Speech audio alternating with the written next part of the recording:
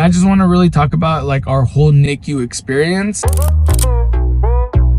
All right, so we are, like I said previously, on our way to the hospital. We are gonna do a coffee run first, so we're definitely gonna go to Dutch Bros. You already know what I'm gonna get. Annihilator sugar-free banana syrup, but I think I'm gonna get it hot this time to see how that is. I don't think I've ever tried that hot. But anyways, I was talking to my wife and I kind of wanted to do kind of like a car chat with her. And I just want to really talk about like our whole NICU experience.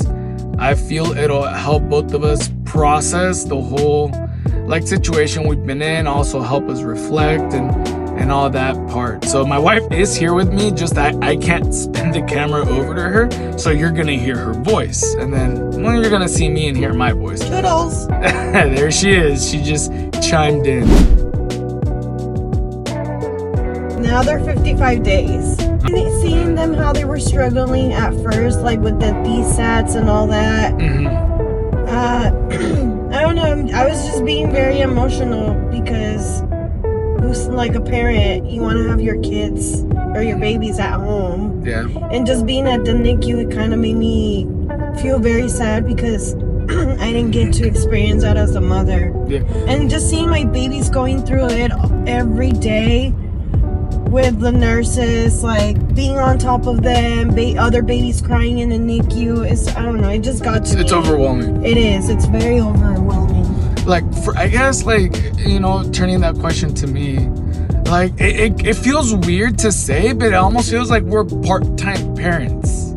Yes. You know what it means? Like, it still hasn't fully hit us 100 that we're parents. I mean, yes, in the scheme of thing, we understand we're parents now, but we're not. Yes, we're there every day with them, but it's only a small portion of their day. It's kind of like clocking in. We clock in to be parents, and then we clock out, and we're just us again, kind of how it was before they were here. And like, it's kind of weird because at the same time, like, you want them to be with you, but at the same time, you know that they're at the best place possible, right? Exactly. Like for them to grow. Yes. And I don't know about you, and you can tell me a little bit more about that in a bit. But like me, like not like being at home and trying to do my day to day and everything, it felt weird because I'll be doing my things and just out of nowhere it's like, oh, how are the boys doing? You know, luckily we live in 2025. We have the technology to where they have a camera that we can see them at any time of the day when we want. The only thing, it's hard because you can't hear. You can see them, but you can't hear, exactly, right? Because I'll be sometimes on a camera and I'll be like, okay, well, is my baby either like yawning or crying, or why is he doing those face expressions? And it gets to me because it's like, okay, oh my god, like I want to be there and be like, okay, what's wrong with you, baby? Yeah. But through the camera, it's like I can't hear them. And they can't hear you, and they can't hear you. So it's tough when we're not there. It's very hard. And I mean, if anyone is seeing here, you know, this video, if you guys go to my channel, I actually was at the NICU like last week, and I was by myself because she went to visit her mom. And I was holding one of our boys, and then I just had like a spark of inspiration to write something. And I wrote basically a letter from the NICU for any NICU parents that are going through a tough time, or just kind of like putting my emotions and thoughts and like what was in my head on paper. So if you guys want to go check that out, it's on my community on my YouTube channel. You guys are more than welcome to go check it out, read it. You guys can copy, paste it, do whatever you want, you know, keep it for yourself. But it's just like, it's my way of like processing my emotions, but at the same time realizing that this experience, and I don't know about you, this experience really kind of shows you what kind of parents you'll be, you know? Right. And I know we were talking about this yesterday, or like a couple days ago, that, you know, being in the NICU so many days for so long, you see babies come in and come out. Like some they're there for a couple days, couple weeks. There are some long haul babies, and sometimes you're like, man, like that baby's been here forever, but like I never see like their mom and dad and what have you. But you know, we also have to realize, like, I had to do like a check on like my opinion on that. Is like, you know, some parents might have other kids at home, you know, so it's kind of like, oh, they have to divide their time. you know, this is our first, you know, 2 kids, so we're able to be there all day. But I feel like at the end of the day, having NICU babies really tells what kind of parent you're gonna be. So I'm gonna go ahead and pause right here because we're at Dutch Bros, and we'll pick back up after I pick up our drinks.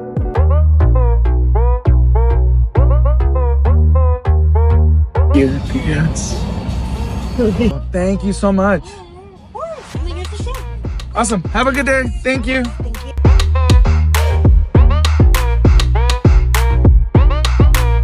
All right.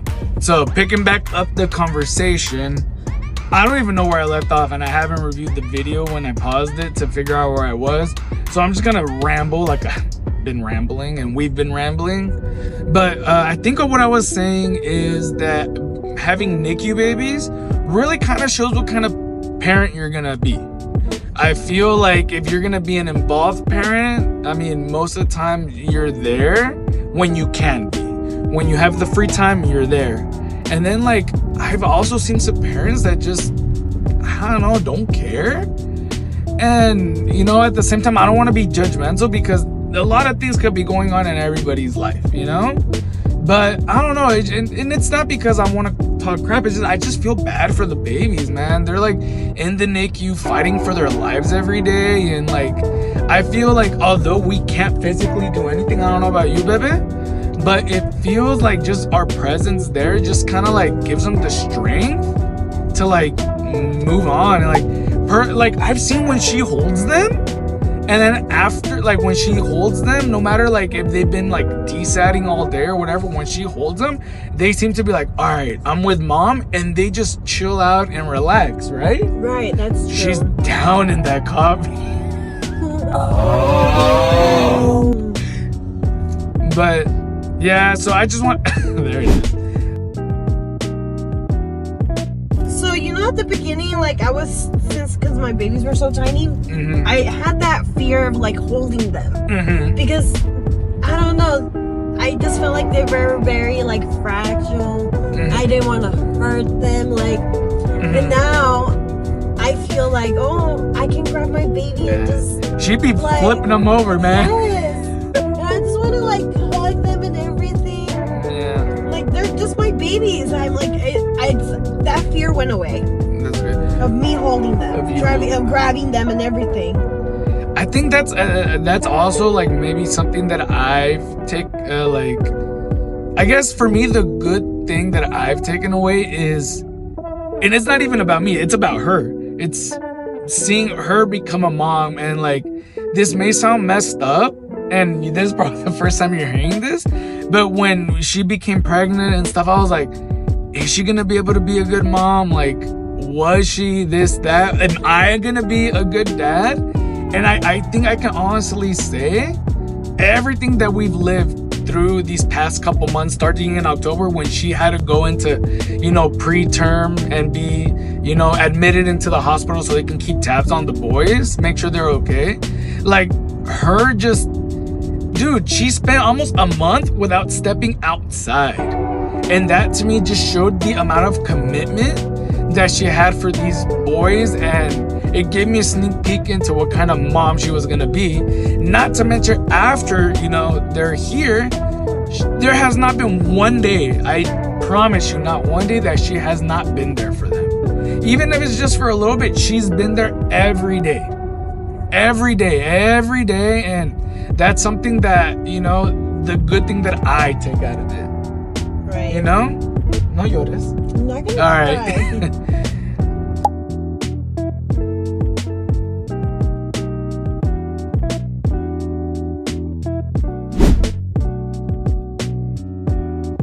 When our little baby Fabian got sick, that was the worst time for me. What were you feeling at that time? I was feeling that it could have probably been me. I don't know. I just was doubting myself. You were blaming yourself. Blaming myself because I was like, okay, we go visit them every day. Maybe I'm sick and I don't even know, and I got him sick, or I don't know, just a lot of things came in my mind, but I blame myself so many times for it. I know, baby. And for context, guys, and you shouldn't blame yourself, by the way. It's things that we can't control sometimes.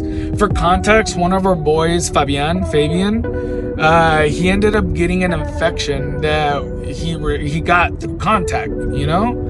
And, you know, there's a lot of people, like, well, not a lot of people, but there are people, like me and her are there every day. We're out in the world. I mean, they're nurses. And, you know, our parents go and visit them, or our close family would go and visit them. And it was a very few select people that we allowed or that have been able to see them. And I think she and I, like, for a second, we're like, man, like, did we mess up by allowing people to go and see them, right, and, like, possibly risk an infection? I mean, a part of it, yes, but another part of it, like, sometimes you just can't control things no matter how hard you try. And I know all of our family and friends that went to go see them took all the precautions necessary to prevent that. Like, no one was touching them, like they just saw them through the incubator, the isolette, and you know, there was minimal contact. And I think the fault part for us that we felt guilty is because we were the ones changing them. We were the ones, you know, taking their temperature. So we're like, wait, did we not wash our hands enough? Did we not use enough hand sanitizer? And I think we just started kicking ourselves in the butt a little. And, you know, like, I think there was a couple days when we both kind of were depressed, and I know I got emotional a couple days, and we got emotional together. Right. And it just, I don't know, it was just a very hard time, because at that point, like, we obviously shot to the worst case scenario. Right. Like, exactly. you know, we both thought, like, are they gonna make it? Are they not gonna make it? Like, and you start asking yourself all these questions and get yourself into your head. But, you know, luckily he's a strong little guy, and he pushed through, and he's thriving now. So, I mean, it was just a bump in the road, a really big bump in the road that, you know, we had to go through, and we got through it. And it just shows the resilience that these preemies and NICU babies have. And as long as they have the support of their family and their loved ones, they're gonna make it through. And, you know, just to finish it off, because we're about to pull up here,